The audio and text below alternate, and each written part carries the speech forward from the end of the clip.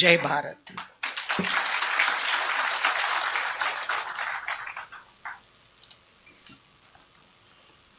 Thank you, Madam, for the welcome address. May we now request Shri Sarbananda Sonowal ji, Honorable Minister of Ports, Shipping and Waterways, to deliver his address.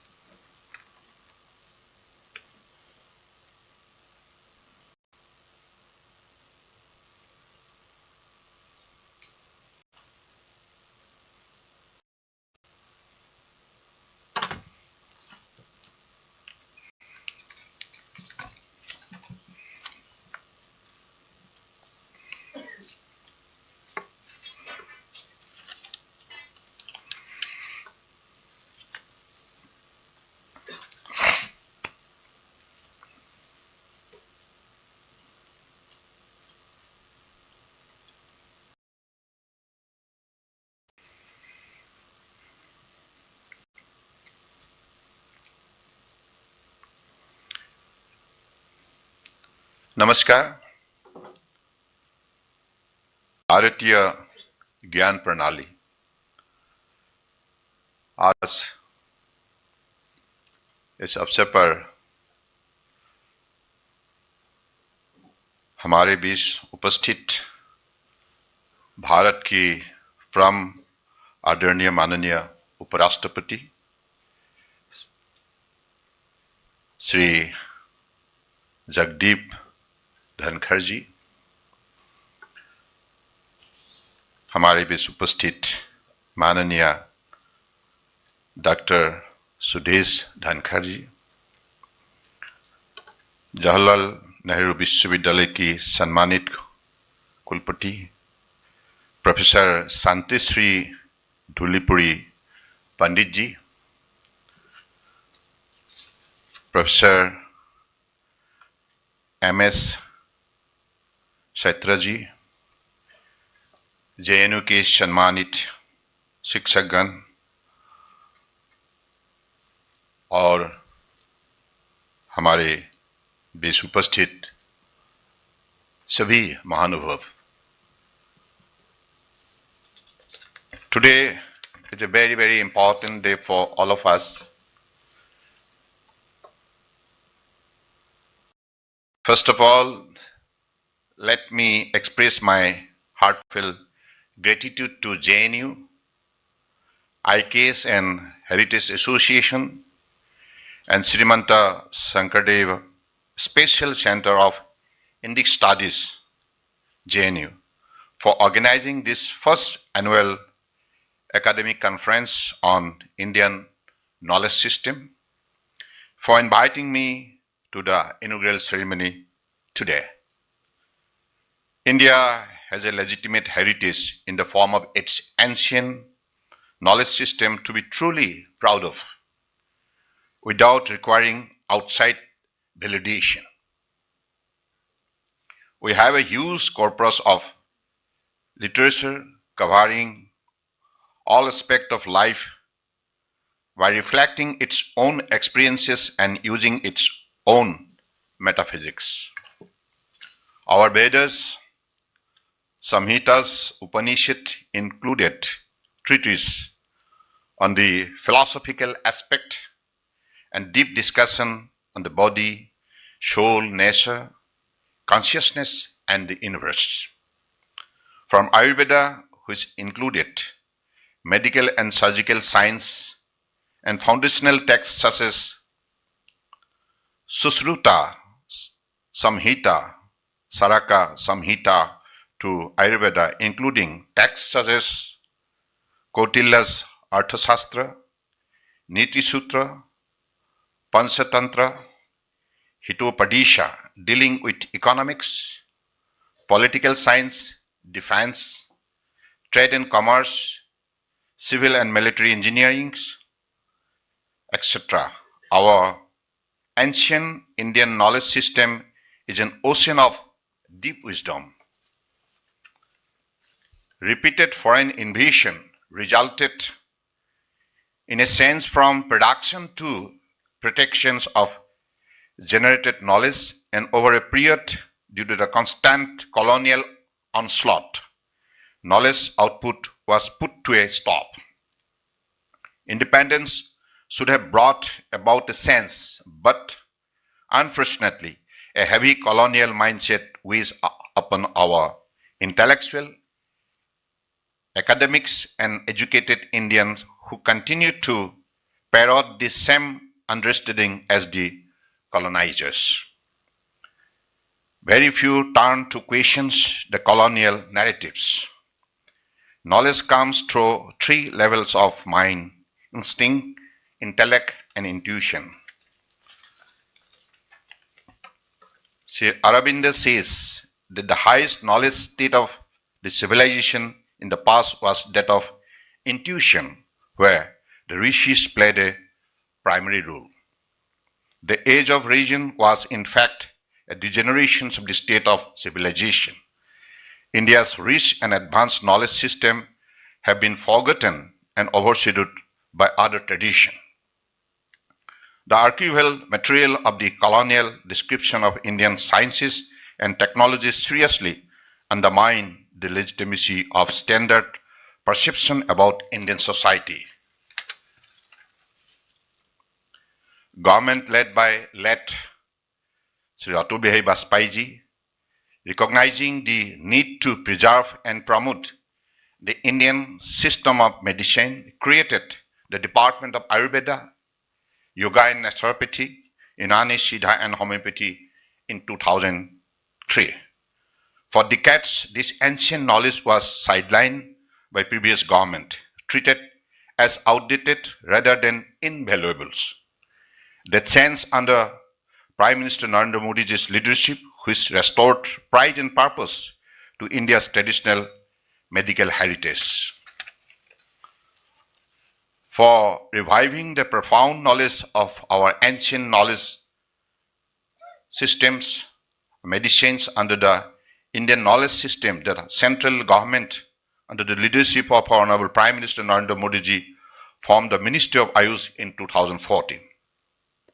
A defining moment came in 2014 when India made history at the United Nations General Assembly with a record of 177 countries co-sponsoring the resolution to declare 21st June as International Yoga Day. It was not just global recognition of yoga as an ancient Indian holistic knowledge system. This was India reclaiming its legacy and offering it to the world. In the past 11 years, India's ancient knowledge system had found a growing global footprint, with traditional medicine and yoga evolving into powerful instrument of international engagement. In the past 11 years, India is no longer just a custodian of traditional knowledge system. It is a global catalyst for wellness. Another important facet of our Indian knowledge system has been for more than 5 millennia old maritime sector. Ancient texts like Yukti, Kalpataru, and Artha Shastra documented our advanced maritime and naval strategies. Satavahana coins dating as far back as the 2nd century BC to the 3rd century BC also depict the use of winds for the purpose of oceanic navigation. India was the first in the world to develop and build man-made dockyard 4,500 years back at Lothal, Gujarat. Prabhahana, Mahanava, Himsaka, or pirate ships and boats also find mention in the ancient Indian scripture. Sangam period texts delineated different types of seagoing ships as they move in the seas with the help of wind sail. The Pallavas and Cholas carried maritime activities with the countries of the Far East and China from 7th to 10th centuries. The English word navigation itself may have been progressively derived from the Sanskrit word navgati. Here, nav means a ship or a vessel, and gati means speed or progress. I am also happy to know that as part of the upcoming conference, the center will convene 2 dedicated sessions focusing on the Bhakti movement and Satra tradition in Assam. Mahapurush Srimanta Shankardev was a versatile genius who has revolutionized the whole of Assamese society. He was the greatest spiritual leader of Assam who simplified the modes of religious practices with great emphasis on bhakti, and he made it accessible to every member of the society by rendering the Holy Scripture into the language of people. Mahapurush Srimanta Shankardev's contribution to the field of religious and socio-cultural fabric of the Assamese community is unparalleled. His role as a propagator of new Vaishnavism holds importance not only in the context of Assam but also in the history of bhakti tradition across the nation. The ancient India knowledge systems were deeply interdisciplinary, combining engineering, philosophy, and ethics, something the globe is rediscovering today. In this conference, let us all explore the increasing contemporary relevance of the precious Indian knowledge system and reflect on how we can incorporate ancient practices into our modern life for a more sustainable future. JNU as a center of national thought and global contribution has a very vital role in this endeavor of rediscovering and reconnecting with India's rich intellectual, cultural, and scientific heritage. I once again commend the far-sighted endeavor of JNU for organizing this first annual academic conference on Indian knowledge system. मैं आज इस अवसर पर विशेष रूप से माननीय उपराष्ट्रपति जी को धन्यवाद देना चाहता हूं। आपने हमें प्रोत्साहित की है और इंडियन नॉलेज सिस्टम हमारे लिए कितनी बड़ी एक बिंदु है जिस पर हमें नई पीढ़ियों को भी विशेष रूप से by heart and soul involve होना चाहिए, क्योंकि नॉलेज फ्रॉम नेचर। मैं कुछ दिन पहले माननीय प्रधानमंत्री जी की आशीर्वाद से मुझे आयुष मंत्रालय संभालने के लिए मौका मिला था और अब मैं minister of port shipping waterways प्रकृतियों से मेरा एक गंभीर रिश्ता बन चुका है, क्योंकि पानी प्रकृति का ही रूप है और प्रकृति प्राणियों के लिए बनी गई है और प्रकृति रहेगा तो प्राणी रहेगा। जल से जलवायु, इन चीजों को विशेष रूप से हमें समझना चाहिए, क्योंकि आज जैसे दुनिया की सब देशों ने ये उपलब्धि की है, आप जैसे मौसम बदल रहा है, climate change and also global warming, ये हमारे लिए बहुत चिंतनीय विषय है।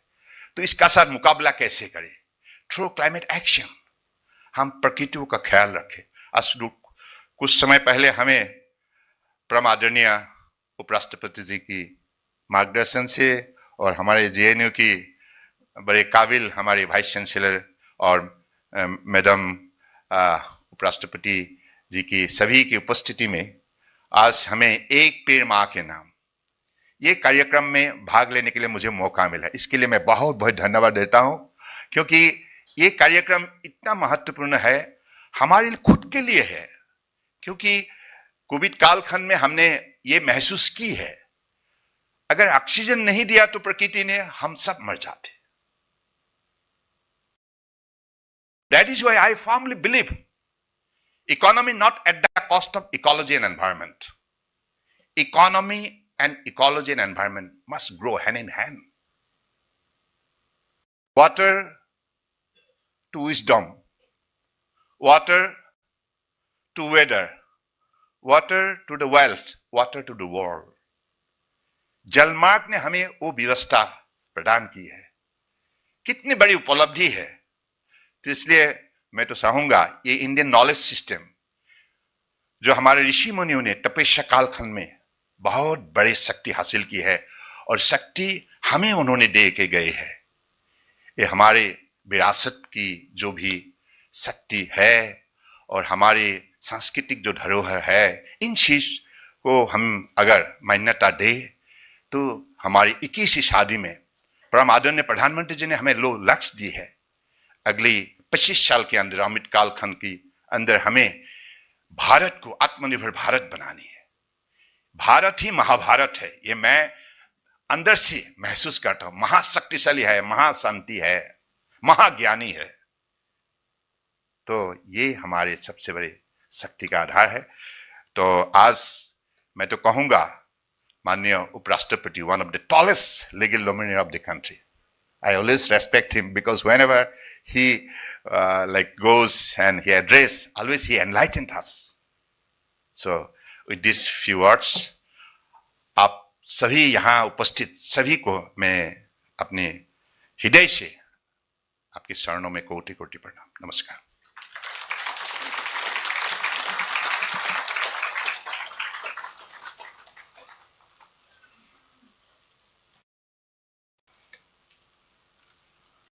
Thank you, sir, for your insights and inspiring words.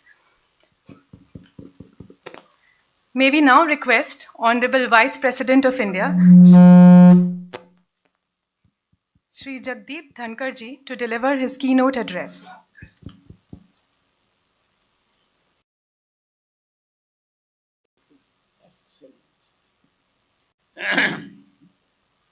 Am I audible? Very good morning to all of you. Shri Sarbananda Sonowal ji, the name says it all. Sarbananda, Sabka Anand, Minister of Ports, Shipping and Waterways, Government of India. Friends, I am jealous of his captivating smile. And I have a caveat for what the Vice Chancellor said. His friendship is beyond JNU. But one thing he lacks terribly, he doesn't know how to quote. Yes. And my docket is.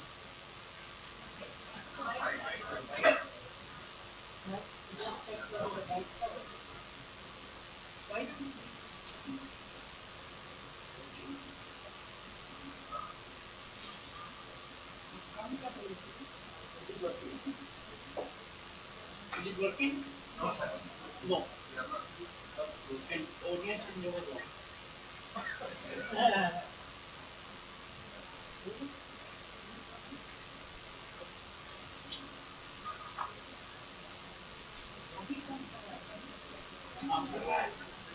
Nice, sir. Okay. दूसरा मैं क्या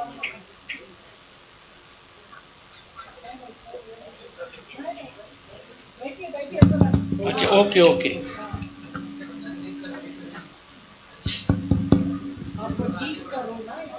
कर दिया ma'am कर दिया Am I audible now? Moderately?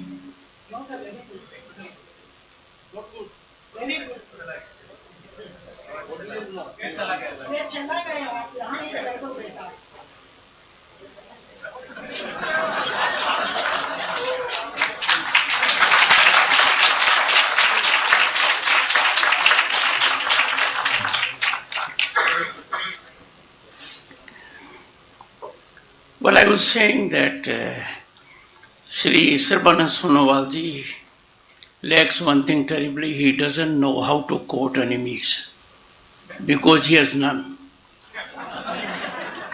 And ladies and gentlemen, my docket is full of them. I need guidance from a rich faculty that can help me tide over this very daunting, menacing problem. I can only assure you my fullest commitment to be a good student. Professor Shanti Shri Dhulipudi Panditji, Vice Chancellor JNU, Professor M.S. Chetra, Director ICSA, Akhil Bharatiya टोली सदस्य प्रार्थना प्रवाह, माननीय Nand Kumar ji, please now you may retire. I will retire at the right time. August 2027. Subject to divine intervention. माननीय Nand Kumar ji, we have Padam Shri Dr. M.D. Srinivas, a person who has focused on something unique, history of science and technology. We have amongst us some vice chancellors. I shared the tag vice with them. I don't want to forget them. We must form a union to get a substitute name. Because unlike me, most do not suffer vices. But trust me, my vices have nothing to do with my marriage or my profession. So Vice Chancellor Nirja Gupta ji, Professor Yugani Goyal ji, then we have amongst us Professor Ram Subramaniam ji, IIT Bombay. And of course Manoj Shinde ji, patron ICSA. आज बहुत शुभ दिन है, दो कारण से। आज का आयोजन गुरु पूर्णिमा पर है। सभी को हार्दिक शुभकामनाएं। It is a facet of Indian knowledge system. मैं सभी मेरे गुरुजनों को प्रणाम करता हूँ। मेरे माता पिता, मेरे दादा दादी, मेरे नाना नानी, मेरे गुरुजन समक्ष थे, सभी को प्रणाम। We have in the audience people who qualify to the status of Gurujan. My respectful reverence to all of you. Friends, it is a delight to inaugurate first annual academic conference on Indian knowledge system. It has not come a day too soon.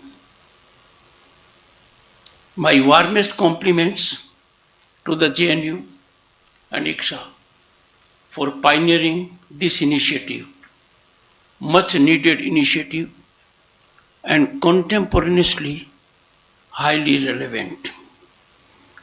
At the heart of this conference lies a profound truth, undiluted, unqualified.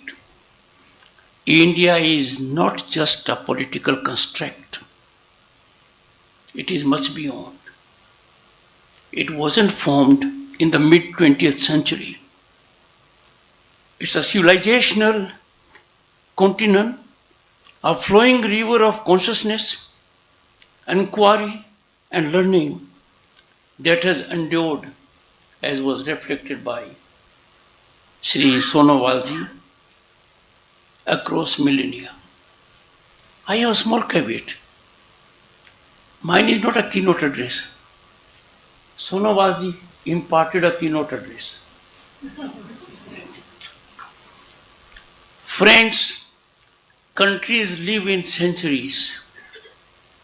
India thrives and lives in yugas. Yug. Bharat breathes through recitation of Vedas and Upanishads. It speaks through the intricate sutras of Panini. It calculates with the precision of Aryabhat, and it governs with the prudence, patience, sagacity of Kautilya. India is unique in the world on the planet. India's story is an unbroken narrative of human aspiration towards knowledge, harmony, transcendence. Long before universities of Europe came into being, these universities began to stir. India had already established, much before, thriving centers of learning. Our ancient land was home to luminous centers of intellectual life. Takshila, Nalanda, Vikramshila, Vallabhi, Odantpuri. These were the towering citadels of knowledge. Their libraries were vast oceans of wisdom, housing tens and thousands of manuscripts. These were global universities where seekers came from lands near and far, from Korea and China, Tibet and Persia. These were spaces where the intellect of the world embraced the spirit of Bharat. That inclusivity which some try to teach us, they should be learning from us. India did not just teach, India welcomed, debated, exchanged, and inspired. Let me read out a quote from Max Muller's lecture to incoming British ICS officers because it bears relevance. I quote, "If I were asked under what sky the human mind has most full developed, some of its choicest gifts has most deeply pondered on the greatest problems of life and has found solutions of some of them which well deserve the attention even of those who have studied Plato and Kant, I should point to India." Unquote. Friends, it was nothing but articulation of eternal truth. But then, friends, came an interregnum, a very gory interregnum. Barbarism prevailed over civilization. An unlettered Turco-Afghan military general Bakhtiar Khalji ravaged the centers of learning and repositories of learning, wiping off a store of knowledge that was accumulated over centuries painstakingly. Islamic invasion of India caused the first interlude in the glorious journey of Bharatiya Vidya Parampara. Instead of embrace and assimilation, there was contempt and destruction. The British colonization brought forth the second interlude, when Indian knowledge system was stunted, stymied, and subverted. Centers of learning changed their motives. The compass was moderated. The North Star was changed. From bearing sages and savants, it started producing clerks and yeomen. The needs of the East India Company to have brown babus replaced the need of the nation to have thinkers. Our glorious, inalienable facet over millennia. We stopped thinking, contemplating, writing, and philosophizing. We started cramming, regurgitating, solving. Grades unfortunately replaced critical thinking. The great Bharatiya Vidya Parampara and its allied institutions were systematically drained, destructed, and decimated. Resultantly, we became consumers of a knowledge system whose authors neither belonged to Bharat nor understood its spirit, nor at their heart was our concern. A new layer of civilizational narrative seeped in colonial prejudices, and this was imposed upon us recklessly, ruthlessly, and unfortunately, it permeated. Their purpose was not discovery, it was domination. Their scholarship was not born of reverence, but of condescension. Through that distorted lens, India's profound philosophies were reduced to superstition. What a travesty! What unbearable pain! Western constructs were paraded as universal truths. To put it more bluntly, untruth was camouflaged as truth. While indigenous insights were dismissed as relics of primitive past, this was not an error of interpretation. It was an architecture of erasure, destruction, decimation. And what is more tragic, this selective remembrance continued even after independence. What should have been our fundamental priority was not even on the radar. How can you be not cognizant of your core values? Instead of healing, we inherited the very vices we fought to overthrow. We adopted their practices. Marxist perversion replaced colonial distortion. And friends, even today, the shadows of those colonial misreadings continue to shape textbooks, curricula, and minds. They continue to demand respect. There are narratives in their favor. A matter of deep reflection and of worrisome concern. But friends, today's gathering is far more than sentimental gaze backward or a nostalgic remembrance of our golden age. It is game-changing. The step taken here during 3 days will go a long way. This conference, I believe strongly, stands as a serious academic endeavor to correct a historical wrong, aberrations that are painful for us, aberrations that urge us to question, investigate, critique, and rediscover. Now is the time to cast off the chains of borrowed narratives, inherited distortions. It is time to reclaim our intellectual sovereignty. This will be done, friends, through hard and patient scholarship. We would require an army of translators, researchers, PhDs, postdoctors, professors, analysts, linguists, modelers, and the like.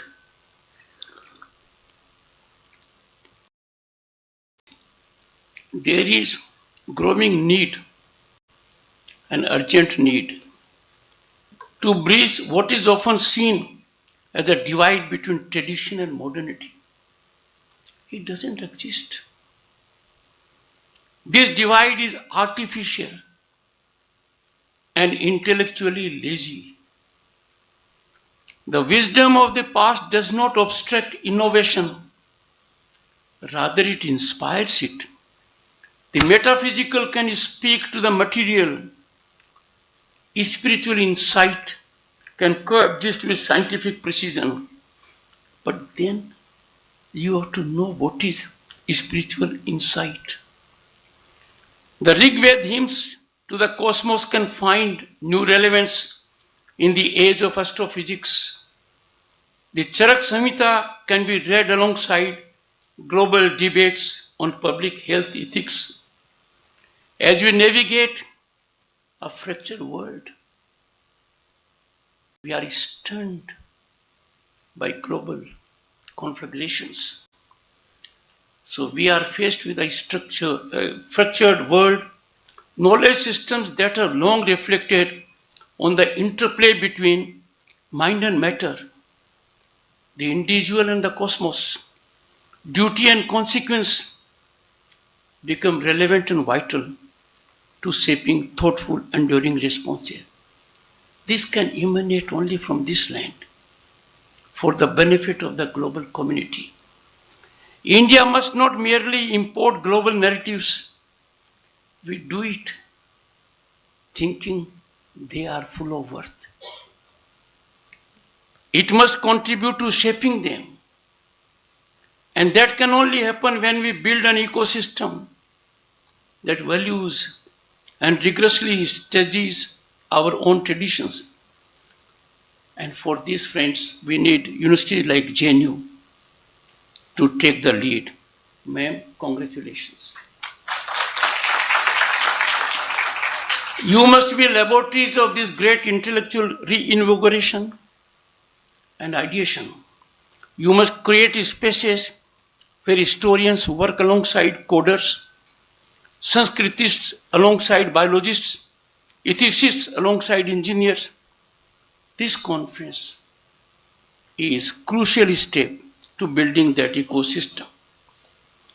Let us therefore turn our attention to tangible action, because that is need of the hour.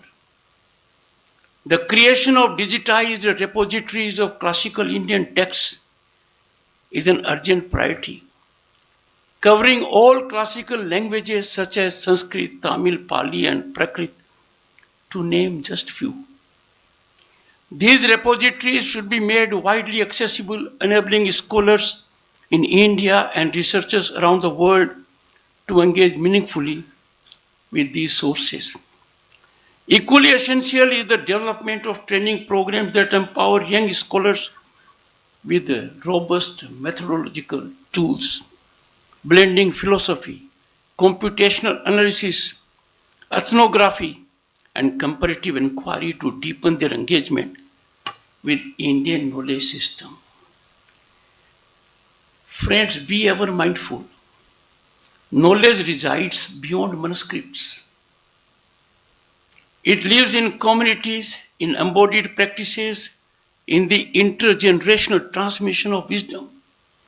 A genuine Indian knowledge systems research ecosystem must honor both the written word and the lived experience, recognizing that insight emerges as much from context as it does from text.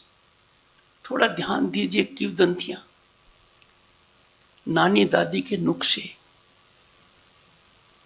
These are gold mine of knowledge and wisdom. Friends, this endeavor cannot remain confined to India. The time has come to globalize Indian knowledge without diluting its depth. Our knowledge traditions had reached the shores of the world centuries ago. From the pristine and towering spires of Angkor Wat to the unalloyed performance of Ramayana, Southeast Asia, Indian knowledge systems continue to radiate from hotspots around the world. We should reclaim that heritage, nurture it, and ensure its blossoming.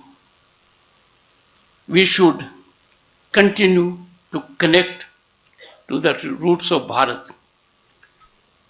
India's rise as a global power must be accompanied by the rise of its intellectual and cultural gravitas.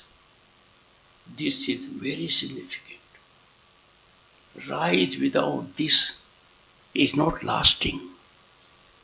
Rise without this is not in harmony with our traditions. The strength of the nation inhabits in its originality of its thought, the timelessness of its values, and the resilience of its intellectual traditions.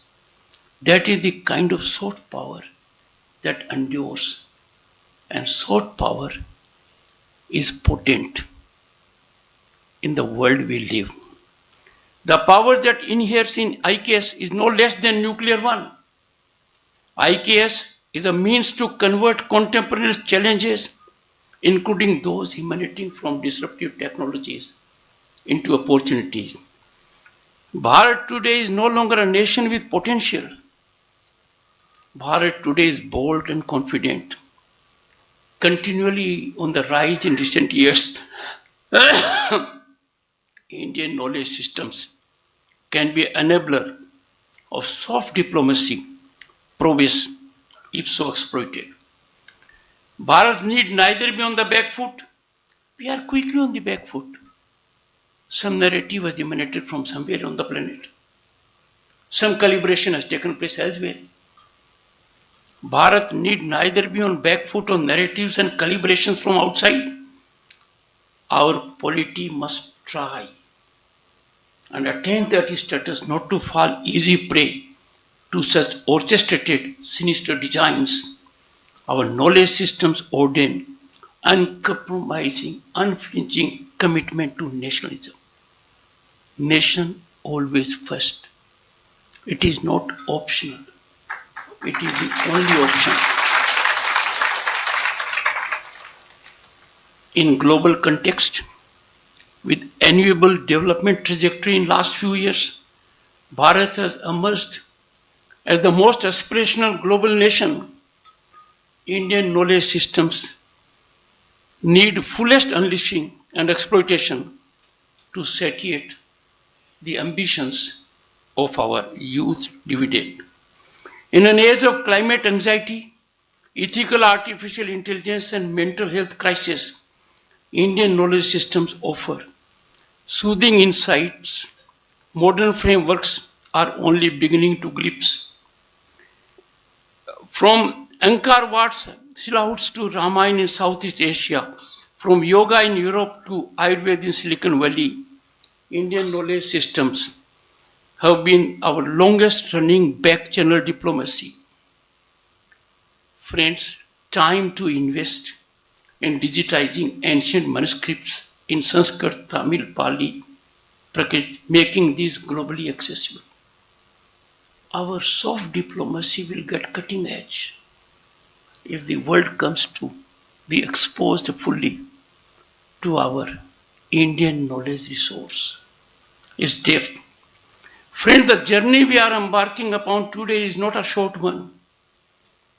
It requires decades of work. It demands seriousness, commitment, and imagination. But let this conference mark the beginning of that journey. I am full of confidence and optimism. The lamp of knowledge that once burned bright in the halls of Nalanda and Takshila must be rekindled through discourse here. It is in your hands, scholars and students, to ensure that the next generation of Indian thought is not buried under debris of neglect, but blooms into global relevance. I commend the organizers for this noble initiative, the Vice Chancellor, and those associated with your partner. This initiative, I wish great success. I will say, let's always remember Asto, Masagmaya, Tamso, Ma, Jyotirmaya. O Almighty, lead us from darkness to knowledge. 3-day ideation, 3-day debate, discourse, discussion and dialogue will be foundational for re-emergence of Indian knowledge systems. Friends, I conclude, our Indian knowledge systems are as deep as the sea that is bottomless. Thank you so much.